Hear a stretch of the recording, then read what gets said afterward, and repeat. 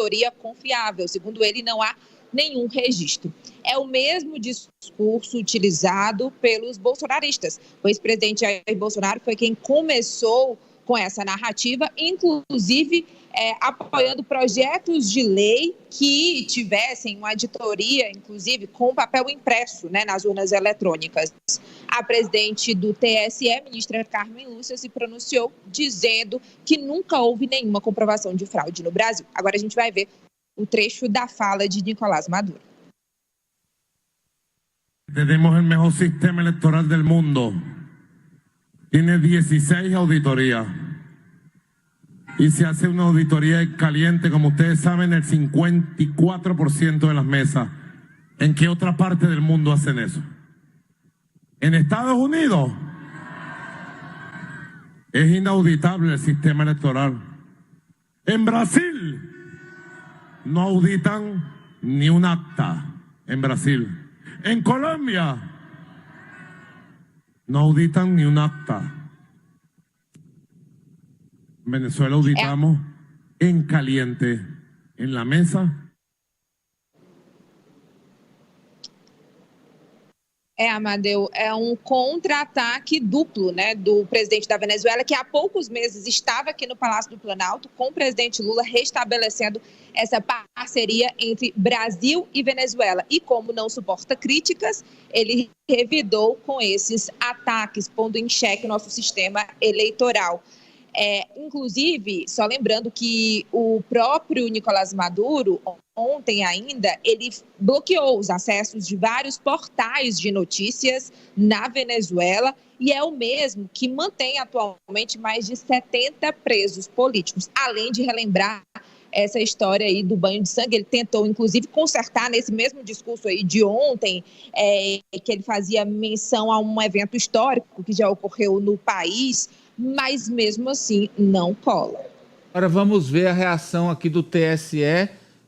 Teve print do tribunal no X. Olha aí, Ari, o que é que o tribunal manifestou. Vai lá. Só um sistema eleitoral comprovadamente transparente e auditável pode garantir a segurança do seu voto no momento em que ele é digitado na urna até chegar à totalização. É tecnologia que garante a integridade da democracia. #voto seguro. A presidente do TSE também fez manifestação, aspas, para Carmen Lúcia, a ministra-presidente. Ari. As urnas e as eleições brasileiras são auditadas, desde o início do seu processo até o seu final. Nunca comprovados quaisquer tipos de fraudes e erros. A justiça eleitoral brasileira é confiável e pode contar com a confiança da população. Quero ouvi-los agora sobre isso, mas quero começar com uma frase. Não tem ninguém, eu não estou vendo aí, em nenhuma cidade, eleição para prefeito e vereador, certo? Eu não estou vendo em nenhuma cidade, nenhum prefeito, nenhum candidato questionando urna. Nenhum, assim como foi em 2020. 2020 a gente teve essa eleição geral e não teve um questionamento de urna. Por que o questionamento, assim como os governadores, deputados estaduais, deputados federais, todos foram lá eleitos, bonitinho, tal. Por que a questão é só com o presidente? Ari. A questão é só com o presidente, vírgula. A questão é só com os presidentes, ex-presidentes e ditadores fascistas de extrema-direita chauvinistas. Só, porque com os que seguem a linha democrática também não há nenhum questionamento. As dúvidas não são colocadas sobre a lisura do nosso processo eleitoral. Eu vejo o discurso do Maduro já como uma antecipação de que ele vai tentar fraudar a eleição. Ele já está aí antevendo que vai ser questionado por auditores de fora, né, observadores internacionais, e ele já preparou o discurso. Ele vai tentar, sim, fraudar, ele vai tentar vencer de maneira ilegal. Agora, me preocupa muitíssimo, porque mais uma gestão de Maduro, gente, a gente vai ter uma crise humanitária na Venezuela. Já foram 200 mil venezuelanos que entraram no Brasil via Roraima e eles dizem que estão vindo aqui para o nosso país porque lá não tem comida. A maioria diz que está passando fome. Imagina, mais uma gestão de Maduro, a gente vai ter uma grave crise humanitária e o Amadeu já explicou também a importância geopolítica da Venezuela, porque é uma grande produtora de petróleo. Então, China, Irã, Estados Unidos, Rússia, está todo mundo de olho também nesse problema que pode afetar economias no mundo inteiro, a partir da produção petrolífera venezuelana. Olha, esse ano são 28 anos do uso da urna eletrônica. Qual é o deles aqui que não está bom? Tá. Então, eu vou passar aqui para o Franci. Franci, a urna eletrônica está completando 28 anos de uso. Começou em 96. Zero problema, zero defeito. Por favor.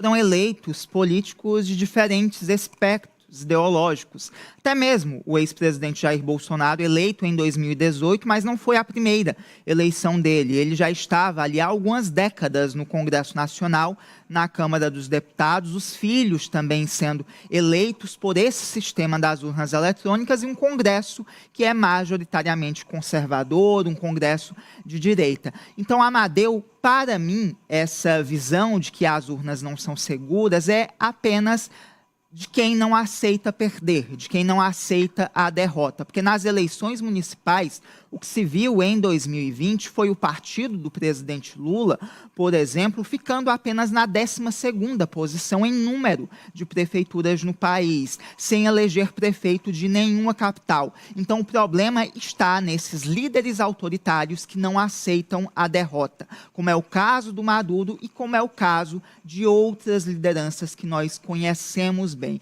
E as urnas brasileiras são sim auditáveis, a segurança é atestada, pleito após pleito, inclusive com o código-fonte sendo liberado, havendo a possibilidade de uma auditoria dos partidos políticos naquela sala que é liberada para eles no TSE, Amadeu. Me desculpe, é que às vezes eu fico agastado.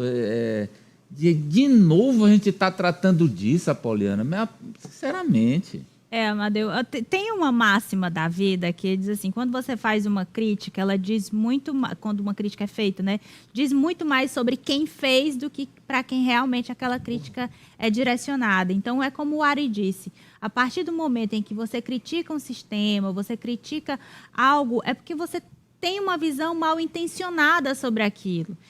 É a preparação para o que vem domingo. A gente vai ver novamente eleições manipuladas, eu acredito sim, na Venezuela. O Brasil, com a manutenção dos seus observadores, eu acho que, de certa forma, legitima o que pode acontecer aí pela frente. Acho que o caminho que a União Europeia e os Estados Unidos tomaram já mostra o repúdio do que vem por aí.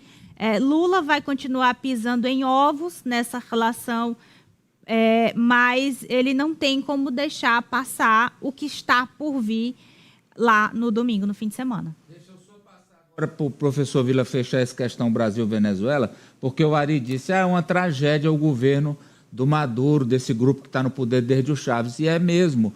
Porém, a oposição lá também não é essa Brastemp não, né, professor?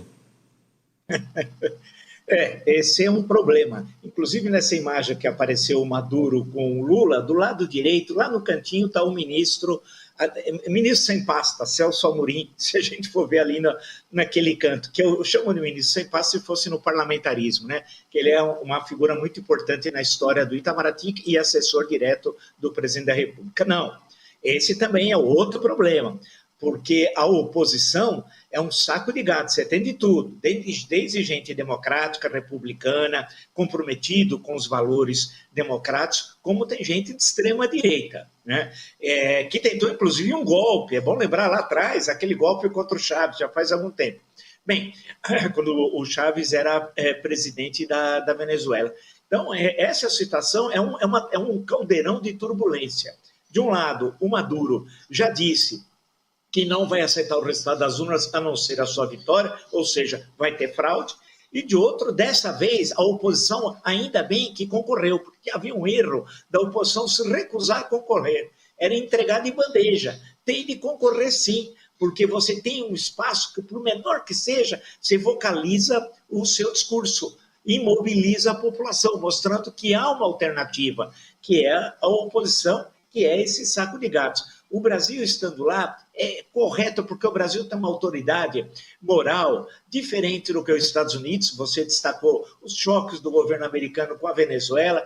Ela é uma das maiores produtoras de petróleo do mundo e de um petróleo de altíssima qualidade, né? Mas nunca foi um país desenvolvido, apesar das receitas das divisas advindas do petróleo. É um caso único na teoria do desenvolvimento econômico, que sempre o problema para a gente se desenvolver era a escassez de divisas. Por isso que precisava taxar mercadorias importadas, etc. No caso da Venezuela, furava a teoria porque ela tinha abundância de divisas e nunca se industrializou, nunca se modernizou, e é um país bastante atrasado e, como você bem destacou, fome, fome, fome, fome. É produto da ditadura, mas produto, lembrar das grandes favelas que Caracas tinha ainda no período anterior a Chaves, né? Então, em síntese, o Brasil está fazendo seu papel, a Europa não tem autoridade moral, nem os Estados Unidos, que o Brasil tem.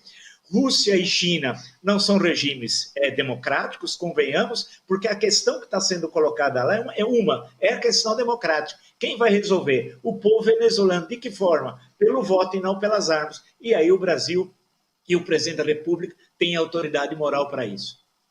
Outro ingrediente terrível na história, que é as Forças Armadas venezuelanas absolutamente corrompidas dentro do governo. Olha, uma tristeza, mas torçamos para o melhor desfecho possível para o continente e para o mundo. Vamos com a manchete agora da Raniele, Ari, tratando da Wellington Dias feliz, Lula também, Ari, olha. Ministro Wellington Dias comemora a redução de 85% da fome no Brasil. Ele diz que Lula vai de novo tirar o país do mapa da fome. Foi agora há pouco no Rio de Janeiro, Raniele.